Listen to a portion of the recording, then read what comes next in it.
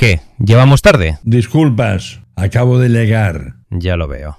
¿Y qué? ¿Algún problema? Que llegar tarde a un podcast grabado ya es de nota. No le cuento si fuera en directo. ¿Pero quién es usted? El director general de la plataforma iVoox, o el CEO de iVoox si lo prefiere.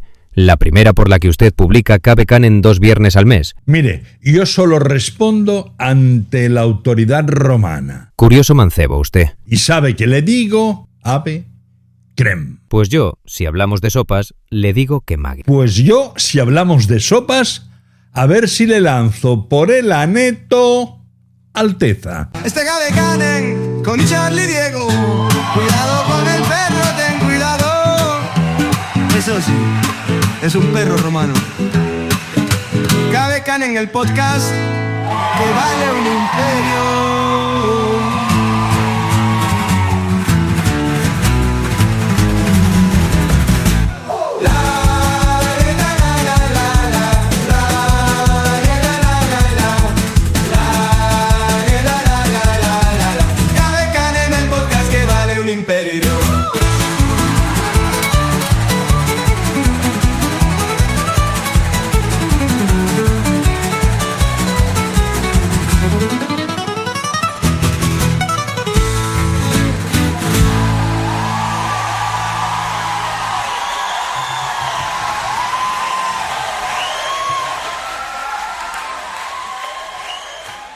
Maite Jiménez, háblame de Segóbriga. En la provincia de Cuenca, un referente romano.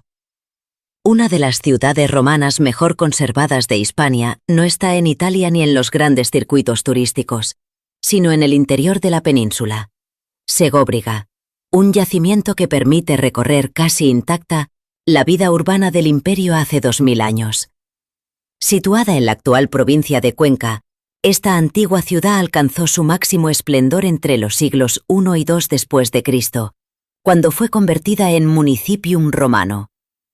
A diferencia de otras urbes históricas, Segóbriga no quedó sepultada bajo ciudades modernas, lo que ha permitido conservar su trazado y edificios principales con un alto grado de integridad.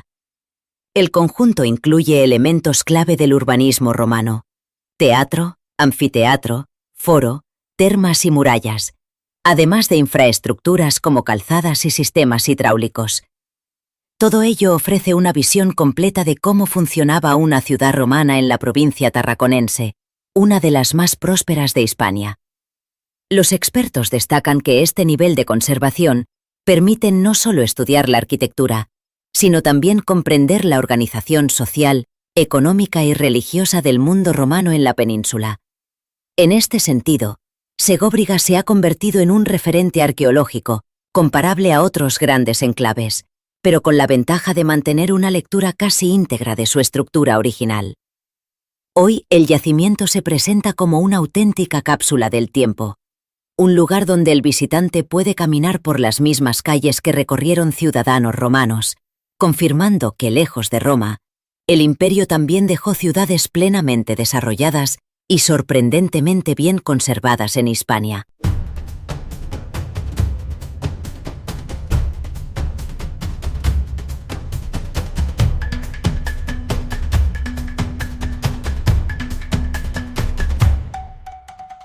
Tony Conejo, curiosidades de Roma. Cabe Canem.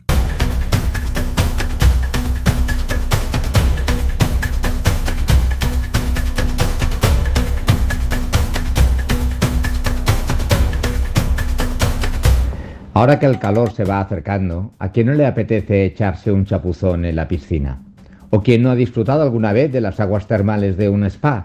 ¡Qué gozada, eh! Pues sí, lo has intuido bien. Hoy toca hablar de las termas romanas. No obstante, nos equivocaríamos si pensáramos que en la antigua Roma las termas eran unos simples baños públicos, pues en realidad eran mucho más. Se trataba de verdaderos centros sociales, culturales e incluso políticos, que jugaron un rol fundamental en la vida cotidiana en el Imperio Romano. En la capital, las primeras termas públicas conocidas se construyeron a finales del siglo I a.C. en la zona del Campo de Marte. Su promotor fue Agripa, yerno y mano derecha de Augusto. A partir de aquí se fueron perfeccionando y sobre todo engrandeciendo, hasta convertirse en unos complejos de dimensiones descomunales. Su funcionamiento combinaba la sofisticación técnica y una organización muy estructurada del baño. El recorrido típico comenzaba en el apoditerium, o vestuario, donde los usuarios dejaban su ropa y pertenencias personales. A continuación, accedían a distintas salas con temperaturas progresivas. Primero el tepidarium, una estancia templada que preparaba el cuerpo. Después el caldarium, que como su nombre indica contaba con agua caliente y vapor, con el fin de facilitar la apertura natural de los poros y la limpieza de la piel. Y finalmente el frigidarium, a menudo el espacio de mayores dimensiones, sin escaldar, donde los romanos descansaban, chismoteaban y dado el caso se tomaban un baño frío en unas bañeras al uso. En las más grandes también solía haber una piscina descubierta llamada natatio. El elemento clave que garantizaba la creación de espacios cálidos era el hipocausto, un ingenioso método de calefacción. Consistía en crear un espacio vacío bajo el suelo, sostenido por pequeños pilares de ladrillo, los suspensurae, por el que circulaba aire caliente procedente de un horno llamado praefurnium. Este calor ascendía también por las paredes huecas, calentando las salas de manera uniforme. Pero además de la higiene, las termas cumplían funciones sociales esenciales. Se discutían negocios, se practicaba ejercicio en la palestra, un patio al aire libre, se leían bibliotecas anexas o simplemente se conversaba. Eran espacios relativamente accesibles, ya que la entrada solía ser barata o incluso gratuita, en los casos en que eran financiadas por emperadores o por otros benefactores. Uno de los conjuntos más célebres es el de las termas de Caracalla, inaugurados a principios del siglo III después de Cristo, que podían acoger a miles de personas y combinaba ingeniería con una arquitectura monumental. Son las más famosas por su estado de conservación, pero no las más grandes que se construyeron en Roma. Este honor está reservado a las impulsadas por el emperador Diocleciano y a su partener al frente del imperio, el también emperador Maximiano. Estas se realizaron a final del siglo III después de Cristo. Hoy también las puedes visitar, aunque convertidas en la iglesia de Santa María degli Angeli, gracias a un proyecto del universalmente conocido Miguel Ángel. En definitiva, las termas representan una síntesis de tecnología, vida social y cultura urbana. Su legado no solo ilustra el nivel de desarrollo técnico de los romanos, sino también su concepción del bienestar como una experiencia colectiva.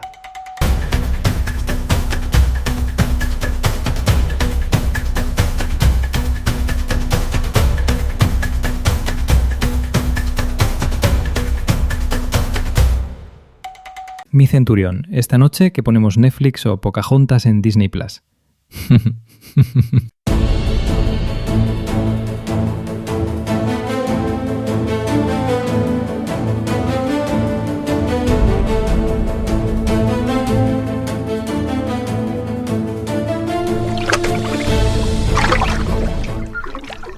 Hay historias que parecen demasiado exageradas para ser verdad. Relatos que suenan a algo imposible, a enemigos escribiendo la biografía de alguien al que odiaban. Y luego está esta historia. En un pequeño lago volcánico al sur de Roma, oculto entre colinas y bosques, un emperador decidió construir algo que no tenía sentido práctico, pero sí todo el sentido simbólico del poder absoluto. El tercer emperador de Roma, Calígula, mandó levantar 2 barcos gigantescos que no estaban diseñados para navegar, ni para la guerra, ni siquiera para viajar. Eran escenarios flotantes pensados para impresionar, para celebrar, para exhibir riqueza, tecnología y control. Porque no eran barcos, eran palacios. Más de 70 metros de longitud, cubiertas de mármol, suelos de mosaico, columnas, esculturas, baños termales, sistemas de agua corriente, jardines sobre cubierta, una demostración de lujo que desafiaba incluso los estándares del Imperio Romano.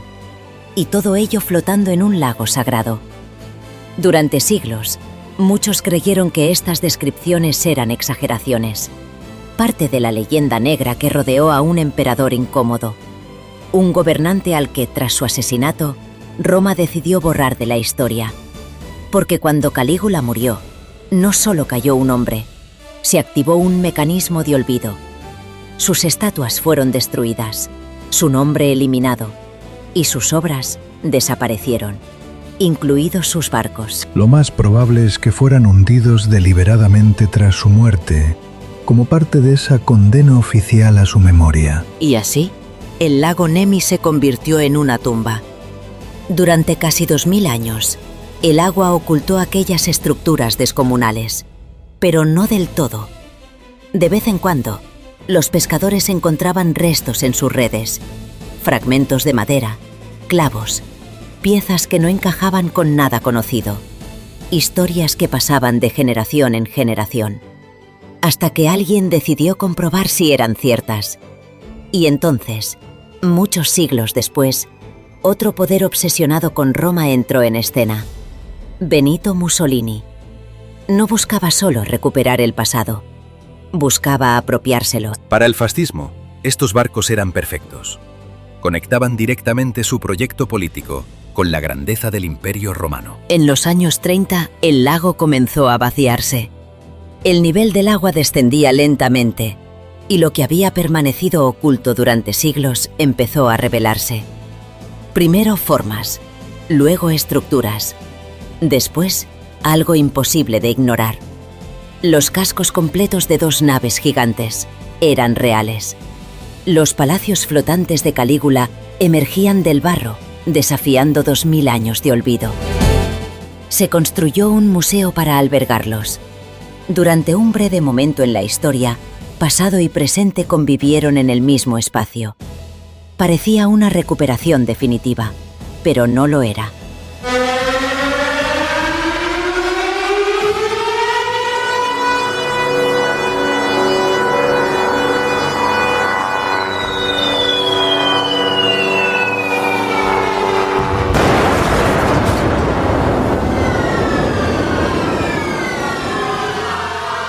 ...1944, Segunda Guerra Mundial. Italia está convulsionada. El frente se acerca. Las posiciones militares rodean el lago.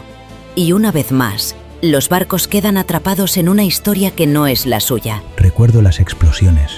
Estaban muy cerca. Y luego el fuego. Todo ardía.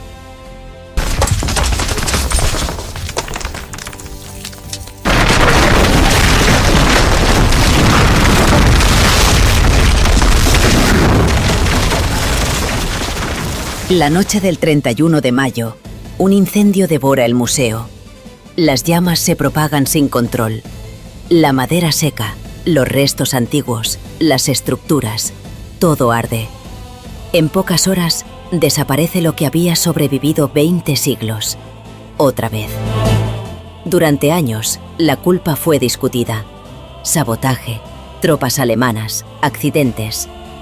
Hoy, la explicación más aceptada es más simple y más devastadora. La guerra, el fuego cruzado, el caos. Y así, los barcos de Calígula fueron destruidos 2 veces. Primero por la voluntad de borrar a un emperador incómodo. Después por una guerra que no tenía nada que ver con él, pero que terminó por alcanzarlo.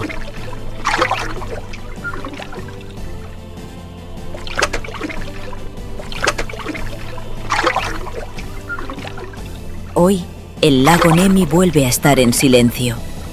El agua cubre su historia. No hay palacios, no hay mármol, no hay fuego. Solo restos, réplicas, fragmentos de lo que fue algo irrepetible. Pero la pregunta sigue ahí, flotando. ¿Quién fue realmente Calígula? ¿Un tirano desquiciado como lo describieron sus enemigos? ¿O un emperador que llevó el espectáculo del poder demasiado lejos para su tiempo? Porque a veces, la historia no se destruye, solo se hunde y espera.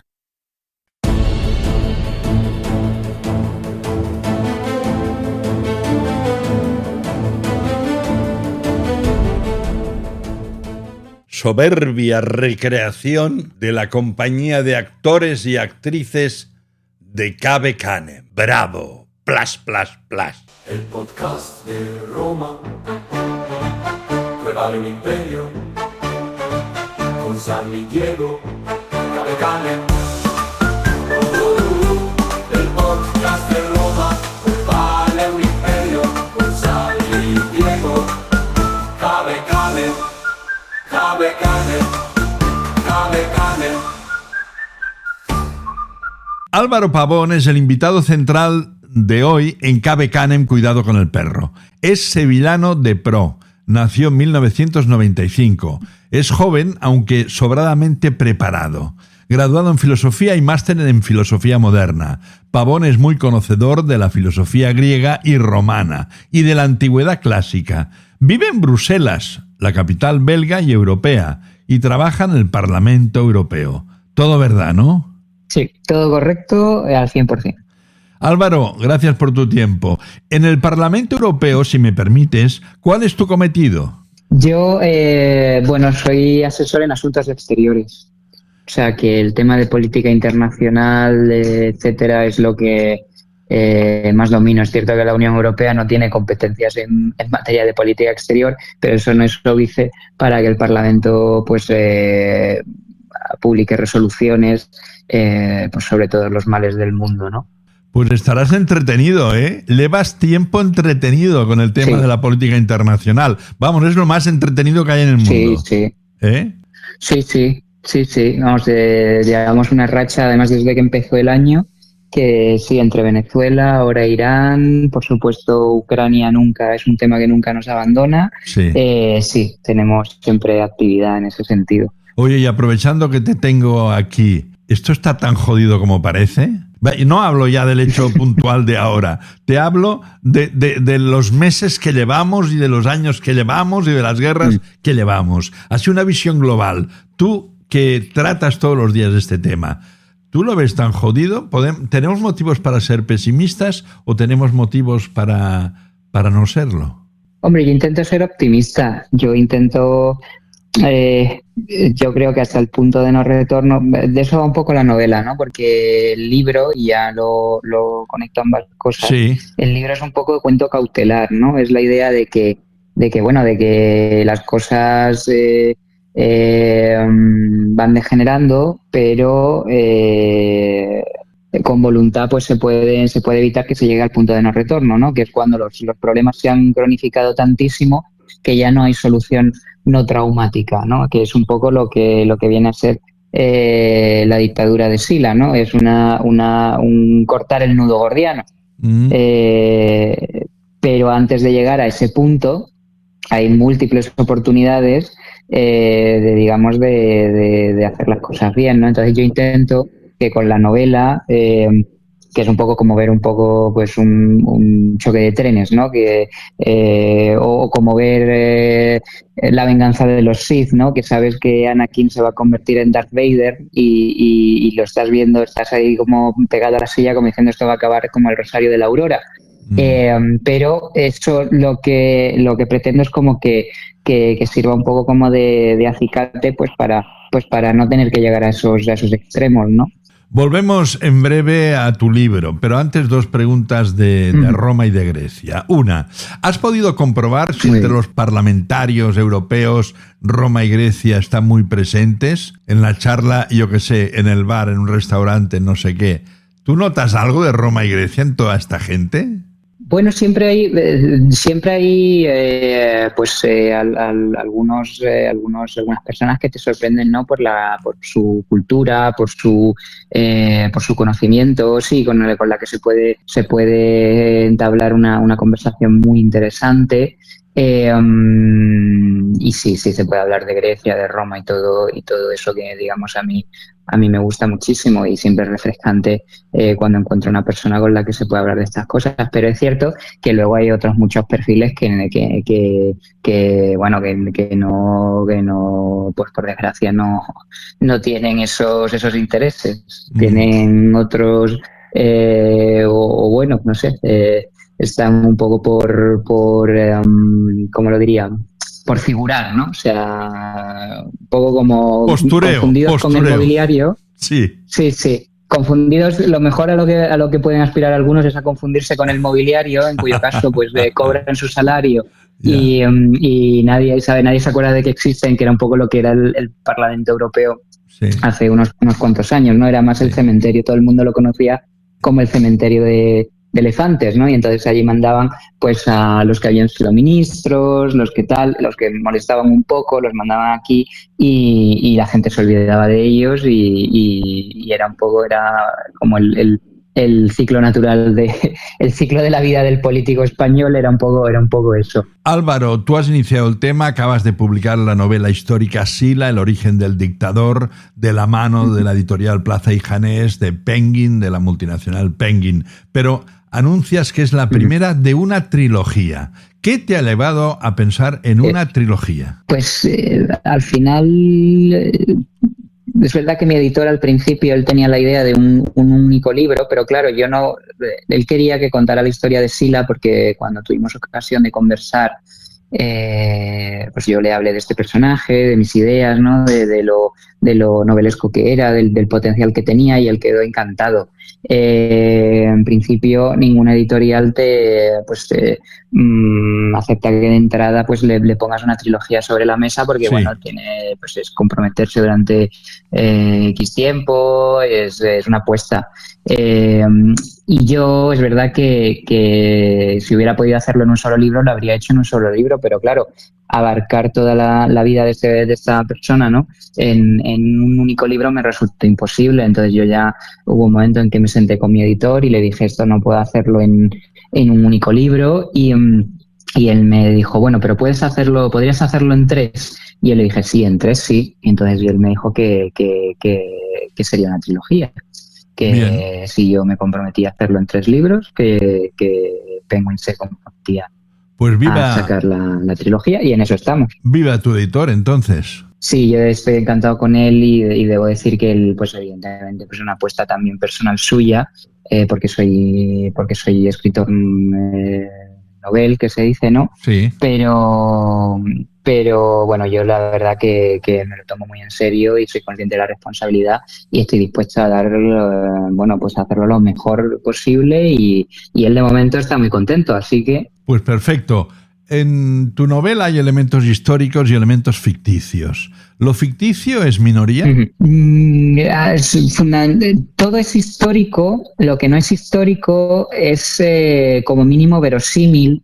Yo he hecho un ejercicio de documentación amplio y no me gusta inventar por inventar. Hay cosas que evidentemente pues son invención, en el sentido de que los primeros 30 años de este personaje, ¿no? Que es Sila, pues son anteriores a su entrada en política y por tanto los historiadores han pasado de puntillas sobre ellos y solo sabemos pues algunas cosas así anecdóticas, y yo lo que tengo que hacer como escritor de novela histórica es rellenar los huecos. Lo que pasa que los relleno evidentemente con cosas que son verosímiles, de tal manera que, como dice el adagio, si no nevero e ben trovato, ¿no? Si no es cierto, al menos está bien traído. Sí, verdad. Así que sí. Digo que Sila fue dictador en Roma para impulsar reformas en la República, pero esas reformas, Álvaro, no duraron mucho tiempo. Intentaron salvar la República y se la acabaron cargando, todo antes del Imperio Romano. Claro, esa es un poco iba a decir la ironía, pero bueno, es la tragedia, ¿no?, de Sila. O sea, él marcha sobre Roma con el ejército y digamos que introduce al ejército en la política. O sea, él se zanja una disputa política introduciendo al ejército en la ecuación, y él pues sí, se proclama dictador y hace una serie de reformas muy profundas, lo que denota mucha preocupación por su parte por el estado de la República y por esos errores que se han ido cometiendo a lo largo de las décadas anteriores y que se han cronificado, ¿no? Y él intenta corregirlos.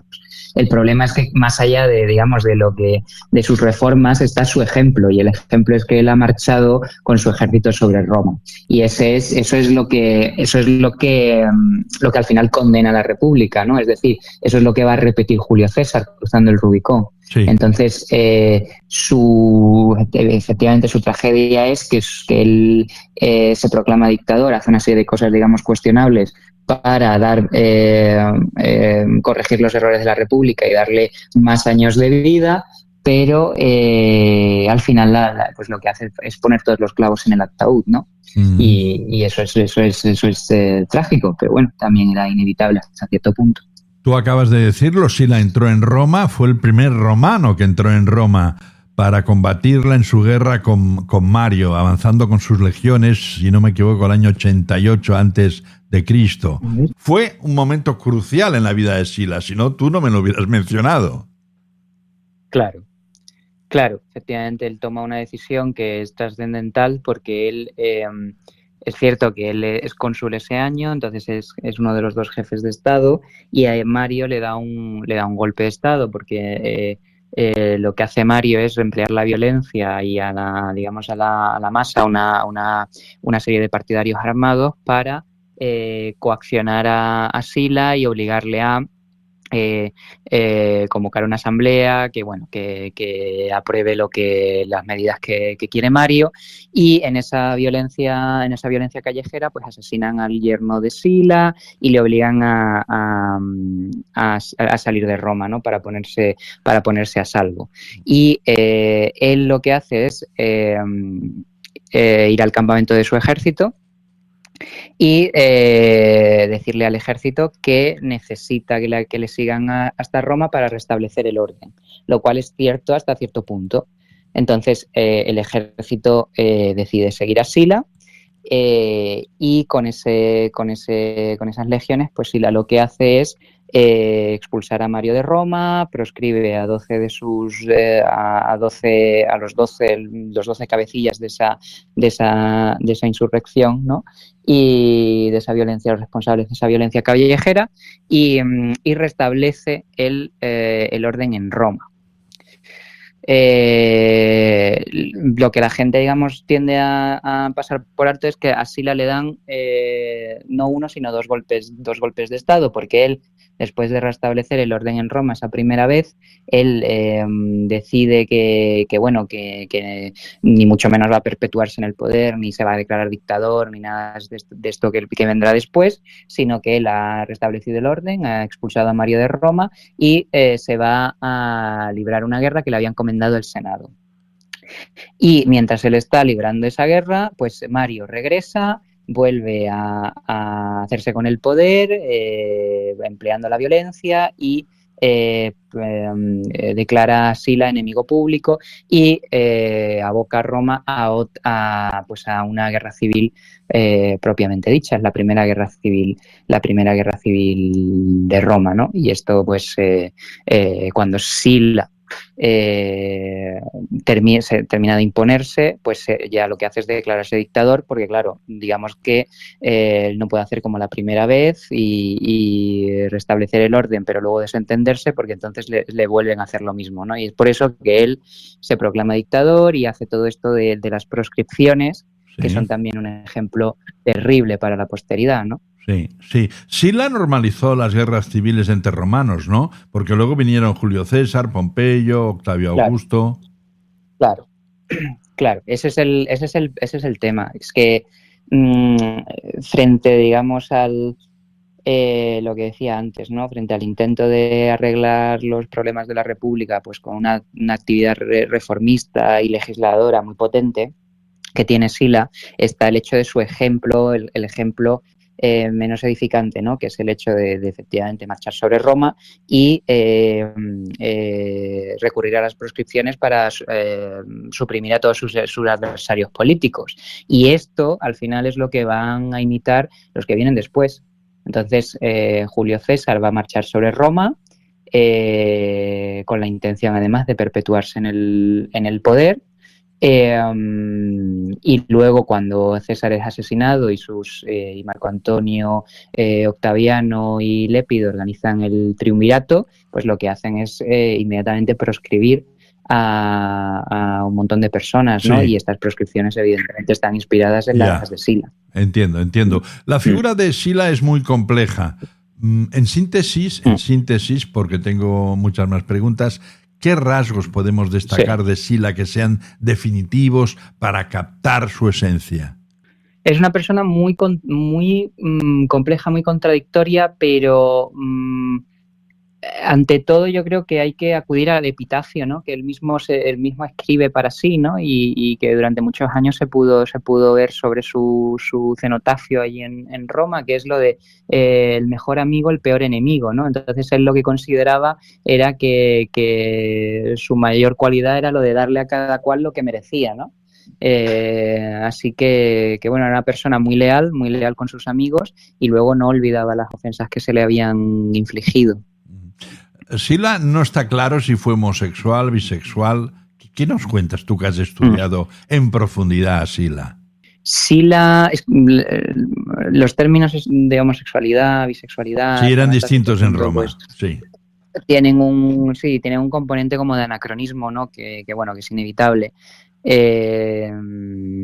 Pero sí, bueno, sabemos que él tuvo una relación homosexual muy duradera desde su juventud hasta el final de su vida, que es con un actor llamado Metrobio, y luego sabemos que él tiene múltiples matrimonios y que bueno, en una época en la que el matrimonio se emplea como también herramienta política, ¿no? de establecer alianzas políticas, pues no debe sorprendernos, ¿no? que llegara a tener pues hasta 5 esposas, dicen algunos historiadores, ¿no? Pero bueno, sí, es complicado, ¿no? Yo juego con la idea de efectivamente de que fuese bisexual, lo que pasa que lo hago yo creo que con naturalidad, ¿no? Es decir, no hay tan pronto puede seducir a una mujer como puede estar con un hombre, o sea, no creo que digamos esté problematizado, o sea, no creo que fuese una cosa que se problematizase en la antigüedad tanto como hoy en día, ¿no? Que parece que hay un término, que hay un tecnicismo para cada orientación sexual, para cada cosa, ¿no? Como se ve en el acronismo este de LGBTIQ+, ¿no? Y cada vez son más letras. Sí. No, pues esa vocación como de problematizarlo todo no es una cosa que se diera en la antigüedad. ¿Y son ciertos esos banquetes obscenos y escandalosos de los que se habla, con actores y actrices que parece que eran su predilección, organizados por el propio Sila? Pues eso es bastante histórico, eso es una cosa que está muy certificada por los historiadores antiguos, que a los que les encantaban estas anécdotas, ¿no? Pues como sabemos todas las anécdotas de los emperadores, ¿no? Recogidas pues por Suetonio, sí, etcétera, pues también sabemos de que efectivamente Sila pues era un juerguista consumado y forma parte un poco de su personalidad y de su persona tan contradictoria y tan compleja, ¿no? Yo he reflejado eso en esta novela, ¿no? Pues planteando la tesis de que es precisamente por este motivo, porque ya apuntaba maneras y entabla pues unas relaciones que no están bien vistas por la sociedad, por la alta sociedad, y he tomado eso como razón por la que su padre le deshereda, ¿no? Que es un poco lo que aparece en la sinopsis, ¿no? Que es, pues, a causa de su vida disoluta, el padre lo deshereda y eso, digamos, que lo aboca pues a una vida de marginalidad, ¿no? Como que ahonda en todo eso, que luego digamos le va a perseguir al iniciar su carrera política, que es algo que nos queda bastante claro por los historiadores antiguos, es decir, que Sila durante toda su vida y durante toda su carrera política pues le perseguía, es el fantasma de esa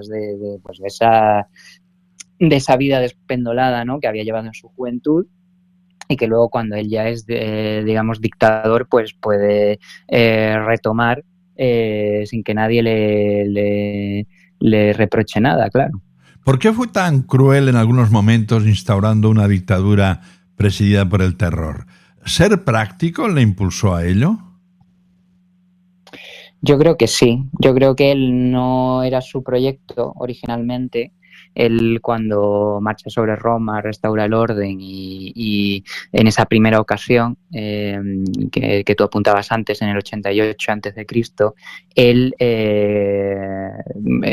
saca a Mario de Roma y proscribe a 12 de sus partidarios, ¿no? Pero inmediatamente convoca elecciones. Son elecciones libres, dado que se elige a 2 cónsules que no son santos de su devoción. Ninguno de sus candidatos, nos dicen los historiadores antiguos, ninguno de los candidatos que había apoyado Sila en esas elecciones son elegidos, sino que son reprobados por la plebe, con lo cual en ese momento pues sabemos que a pesar de haber entrado en Roma con el ejército, son elecciones libres, ¿no? Y Sila lo acepta con mucha deportividad y lo que hace es, bueno, se va al este a librar esta guerra que le había encomendado el Senado originalmente, ¿no? Entonces él lo asume y asume que ya está, que ha perdido esas elecciones y no pasa nada. Pero cuando le vuelven a dar un golpe de estado y Roma vuelve a caer en manos de Mario y de los sucesores de Mario, él regresa, tiene que librar una guerra civil pues propiamente dicha, y es ahí cuando él decide que no le queda otra más que proclamarse dictador y efectivamente recurrir a la violencia política, es decir, a la represión, para evitar que lo que le pasó la primera vez le pueda volver a pasar, ¿no? Entonces es más una decisión, la crueldad es una crueldad motivada por la circunstancia y por un poco la razón de Estado, ¿no? de la que hablaba Maquiavelo y estos autores modernos, ¿no? Es decir, es que no me queda otra más que ser cruel si quiero salvar la República. Sí, 2 últimas preguntas, Álvaro. Una, la primera novela tuya de la trilogía, ¿hasta qué época va? ¿Hasta qué año va? ¿Es cronológico? Sí, la novela empieza en el 121 a.C., que es cuando Sila tenía 17 años y sucede el asesinato de Cayo Graco, que es una cosa determinante, digamos, en la historia de Roma, cuando ya se ve claramente que Roma está entrando en una deriva en la que la violencia política es normalizada y que esto está adoptando un cariz terrible. Y llega hasta cuando él tiene 29 años y ya se prepara para una futura carrera política, ¿no? Eso fue en el 110 a.C., justo antes de la que Mario se viera involucrado en la guerra de Yugurta. Y de que empiecen ambos esa colaboración, ¿no? Que fatídica colaboración que luego se verá truncada y hará y acabará en ellos convertidos en enemigos, ¿no? Y abocando a la República a esa guerra civil. Entonces, digamos que estos son esos años de juventud y adolescencia de Sila en los que se forja la personalidad, ¿no? Y el carácter del futuro dictador. Terminamos y que va a ir presenciando pues una serie de es decir, solo que él va presenciando pues una serie de hechos históricos, como puede ser efectivamente el asesinato de Cayo Graco, etcétera, que evidentemente tienen un impacto pues yo creo que en cualquiera que hubiera vivido en aquella época en Roma, ¿no? Es decir, que estas cosas históricas a veces se nos olvidan que Sila en ese momento pues tenía 17 años y era capaz, digamos, de procesar un poco pues lo que estaba pasando en ese momento, ¿no? Y terminamos con un tema que seguramente irá en el volumen 3 de tu trilogía, porque Sila, contra pronóstico, abandonó el cargo de dictador absoluto y se retiró en la zona de Campania. ¿Por qué? Pues porque él tenía la impresión de que había cumplido con su misión, que era restablecer el orden en Roma y, digamos, corregir todos esos errores sistémicos que aquejaban a la República, ¿no? Es decir, todas los gobernantes anteriores a él habían dejado que se cronificase una serie de males y la dictadura es el único medio por el que corregirlos. Es decir, si no se podían corregir por las buenas, como habían, digamos, podido a intentar los Graco o Marco Livio Druso o una serie de tribunos de la plebe, pues si no se podía hacer eso por las buenas, pues habría que hacerlo por las malas, ¿no? Que es un poco la idea de Sila. Pero cuando él considera que ha cumplido su misión, él no tiene una vocación de perpetuarse en el poder. Él lo que quiere es dejar que la república funcione por sí sola, ¿no? Y eso, por eso él se retira, deja el poder y no se queda en Roma, sino que se retira, como bien dices, a Campania, a llevar pues una vida despreocupada y volver pues a pues esto que decías de los banquetes y demás, ¿no? Sí. Es decir, a disfrutar de un merecido descanso. Lo que pasa es que es verdad que él, la muerte le llega pues poco después y muere relativamente joven, con 60 años. Tampoco es una edad extremadamente avanzada. Gracias por tu tiempo, Álvaro Pavón. A seguir asesorando, a seguir escribiendo.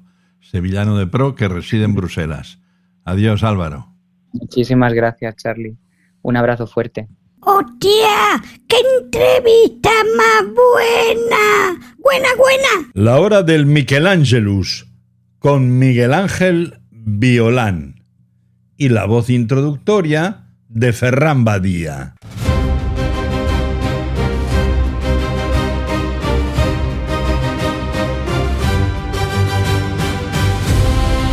Divide et impera.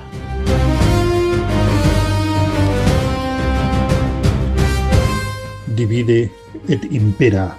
Esta frase, divide y vencerás, alude a una de las principales estrategias que utilizó Roma para mantener su imperio unido: dividir a las etnias dominadas repartiendo los privilegios de manera que no tuvieran la tentación de rebelarse todas al unísono.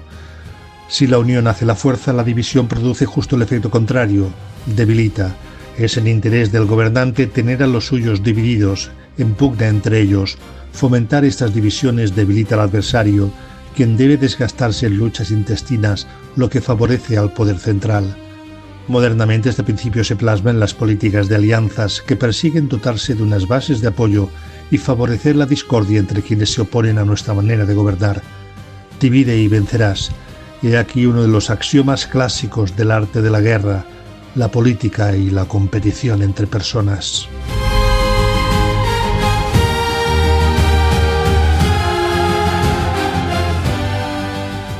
Pues yo lo suelto, si cuela y si no me la pela. ¡Ey! Modere el lenguaje o le expulsamos de la isla de las tentaciones. ¿Pero qué he dicho?